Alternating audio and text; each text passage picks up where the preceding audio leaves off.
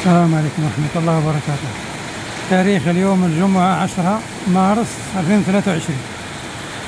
ما شاء الله الأمطار كثيرة كثيرة كثيرة في منطقة الوفا. هذا مزرعة أبو صالح.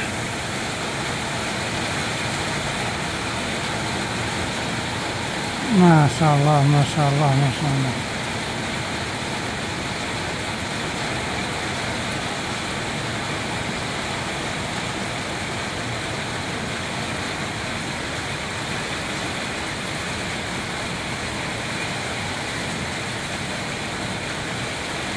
هذه تقريبا نهاية فصل الشتاء، ويكون الجو غير مستقر. يسمون المرحلة هذه أو الاسم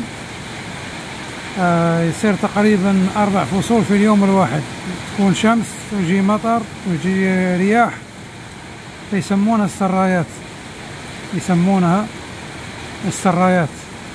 يعني هذه نهاية فصل الشتاء. نعم، ليس فصل الشتاء، نهاية الشتاء عموما.